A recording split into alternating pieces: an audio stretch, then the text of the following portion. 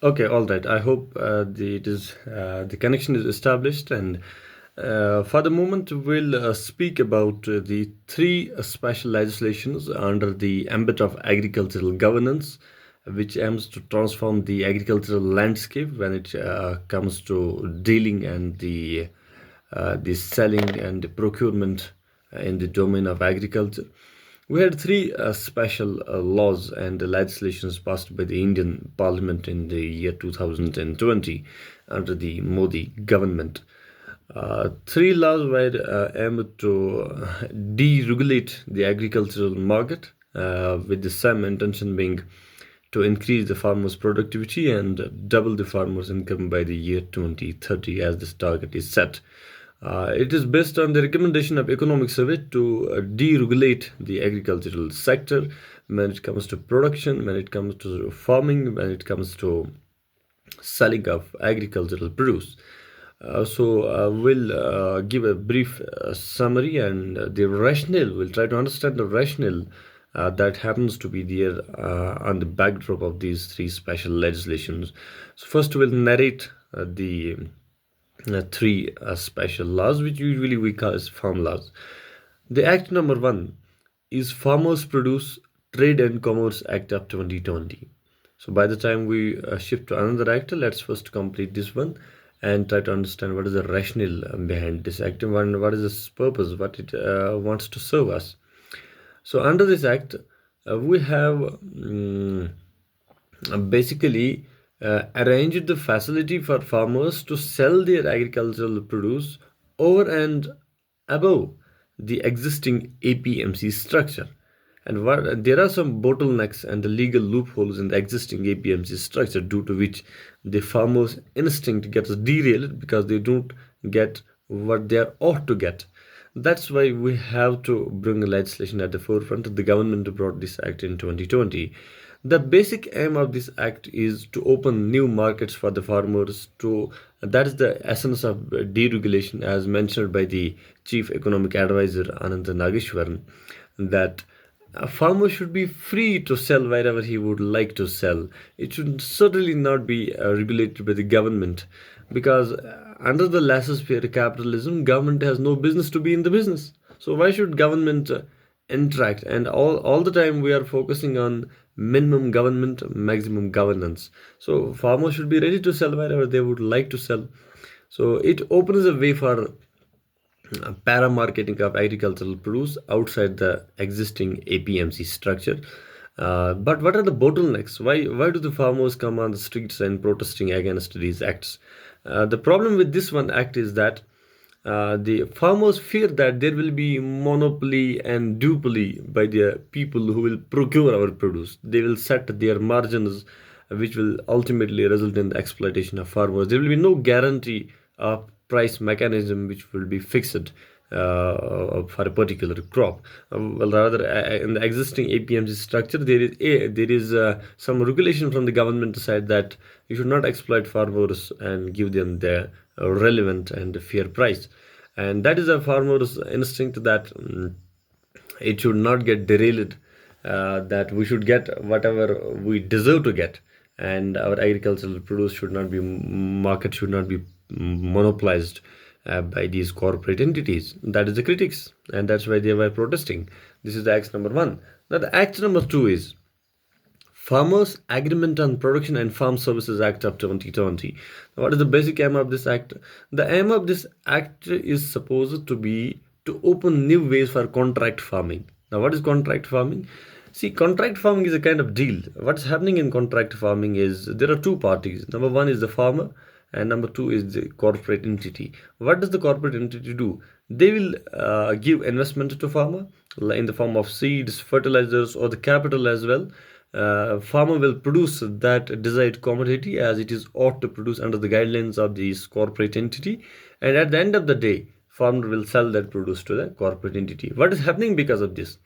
Farmer has literally no worry about whether I will get the fair price or not, because it is already adjusted.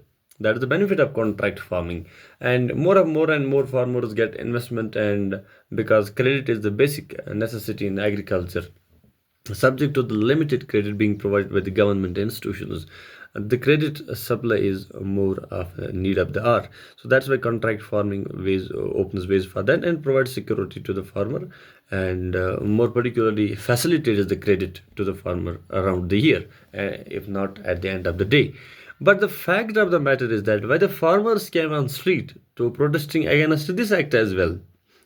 Point number one is there is a case study of contract farming. If you look at the case study of Pepsi versus potato farmers case, that's even in the Supreme Court as well.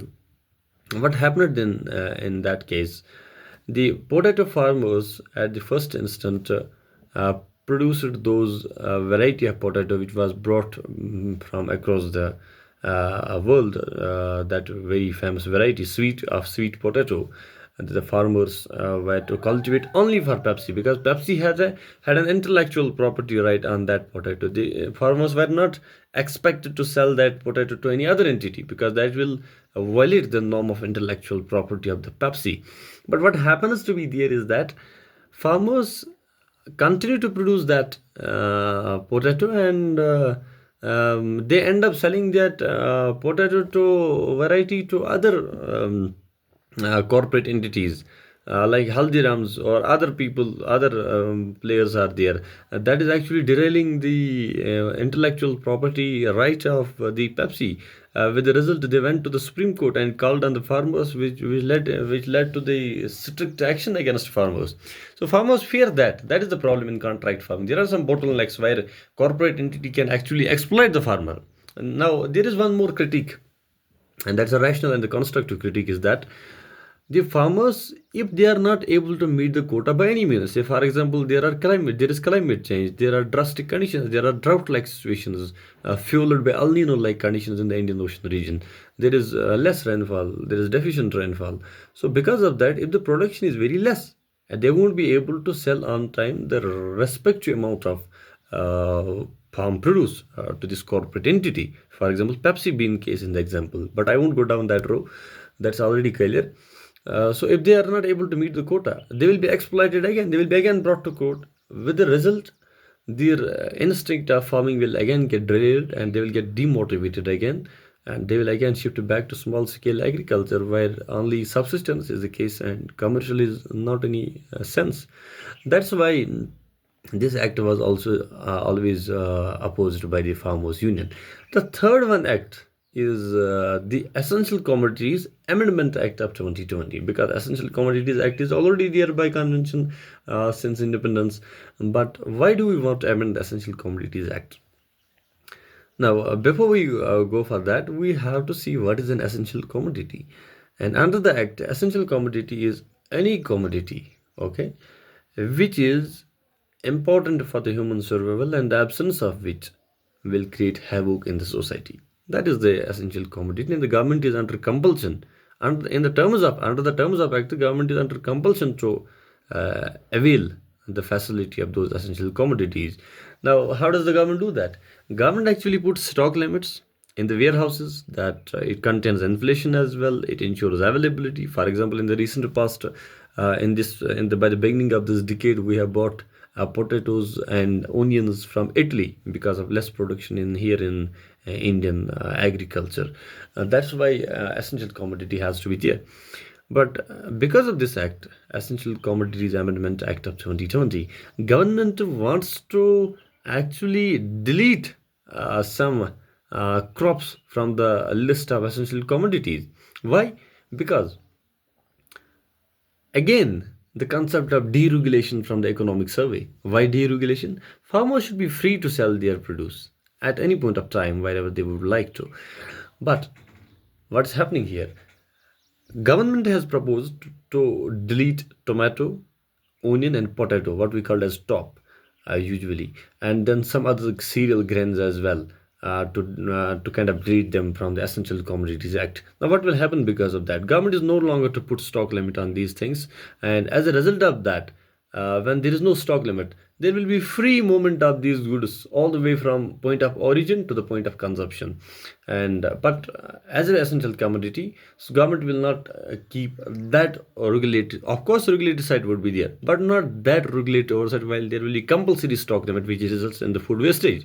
With the result, recent a report from the Food and Agricultural Organization quoting the same reason that 17% of global food production that is produced in an entire year is wasted. So 17% is wasted. That means if we take in 100 tons of food, 17 ton in every 100 ton is wasted. So that's a point of concern because we are already struggling with the sustainability and the agricultural issues that have been there quite some time now.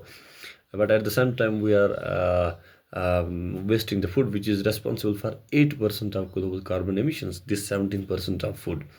So we have to take care of that. That's why the government wants to deregulate it and the commodities. Of course, that was a welcome step so far as the farmers' instinct is concerned and their interests are concerned. Farmers were not actually protesting against this one act; they were protesting the initial two acts which I summarized here. But what happens to be there in the backdrop of this act as well, the massive opposition from the parties, from the politics in Lok Sabha, in state legislative assemblies of these states, the government could also not implement this act. With the result, it led the Modi government to delete the idea and actually subjugate and subsume the previous laws of agriculture that are already there. That's why they couldn't implement these special legislations. That's why the Prime Minister Narendra Modi made the compliment in the aftermath of this crisis that these laws were in the interest of public, but these could probably show their impact in a one decade. Okay, it is not of the fact that these are going to show their impact overnight. Things doesn't happen overnight. Things happen very gradually. More particularly, what's happening in governance, we take the initiative. Okay, then we implement the initiative. When we implement it, then we evaluate the initiative. What are the pros? What are the cons? Then we evaluate. If the pros are high, we'll continue with that policy. If the cons are high, will derail that policy. That is the rationale of governance actually. But then the government actually left these legislations in abeyance and couldn't actually foster laws because of the massive citizen havoc in these contentious states, more particularly Haryana border and Punjab, which actually also led to the line out of distance and the killing of few people. So now, other than these acts, there is one more demand raised by farmers, that is a legal guarantee for MSP. What's MSP? MSP is the minimum support price. As you know, that the government procures the food from the farmers at some predetermined price. That is the minimum support price. And how is determined as that? By the Swaminathan's formula. What Swaminathan's formula? A2 plus FL. That means family labor and A2 and also C2 is also there. And that basically it is given 50% of total cost of production is given to the farmers, more particularly in the crops like cereals, rice, wheat, and maize. And then this amount is given to the farmers at the end of the session when the production is at the forefront. The cabinet decides this, and there's a committee called as Cabinet Committee on Economic Affairs, led by the Prime Minister of India, that kind of decides what happens to be there in the rationale of the MSP structure. But what is the demand of farmer? Farmer demands a legal guarantee. There is no legal guarantee. I think by the time tomorrow government doesn't want to give MSP, they will stop it unilaterally. There is no legal backing. The public is not going to challenge for that because it lacks legal backing. It's on the discretionary power of the cabinet in at the forefront. So this was the contentious issues about the farmers. They raised the issue of MSP legality and demand the statutory backing for the MSP so that it will protect the farmers in the long run. But as part of economic surveys, rationale, that is deregulation, is very important. But in conclusion, I would like to react in a manner that we have to go for the larger public interest. What is in the larger public interest? I think green revolution has shaped the and the blue revolution has shaped the Indian agriculture, and it has attained a giant strides being a net importer in the 1960s era, Shastri era, and to becoming a net exporter in the today's context in this current decade. that has attained a giant strides because of government policies like green regulation, the high yield variety seeds, the fertilizer subsidy, the irrigation. When we move on to other e-norm and FCA procurement, there's a lot of things coming at the backdrop, but we have to see what's in the largest public interest, minimizing these many supply and order disturbances caused due to governance failures and the governance disruptions. That's why in the agricultural domain, a more swift and blunt approach is required to change the landscape of agricultural system, because Indian farmers depend on the credit and they need the government support to actually for the India to attain the food security. Because when we look at the climate change, number one, when we look at the heat waves, when we look at the climate crisis, when we look at the water deficiency, deficiency of rainfall, we need initiatives like fertilizer. We need direct benefit transfer under the PM Kisan. We need actually so many things. We need PM Krishi Sinchai Yojana to actually modernize the irrigation. Up to what extent we can? It is not necessarily the government policy should attain the 100% of objectives. Even if it succeeds in 50%, 60% of it, that's a massive achievement in the public domain as far as the citizen-centric system in a democracy like India is concerned. That's why I mention the blend and the holistic and the swift approach, which is based on the largest public interest, like legal guarantee for MSP. If we are giving MSP, we have to give the legal guarantee actually. By the time the scenario changes, by the time market opens, as suggested by economic survey, we have to integrate our local value chains to the global value chains, that the farmer is not constrained to sell his produce to the government determined MSP only. There shall be foreign borrowers coming at the bank so that the farmer will sell their produce. So I think that is the whole panorama of Indian agricultural for now. But indeed, in conclusion, the farmer needs an affirmative action to maintain his confidence to produce as much as he can and protect the food security of India. Thank you very much.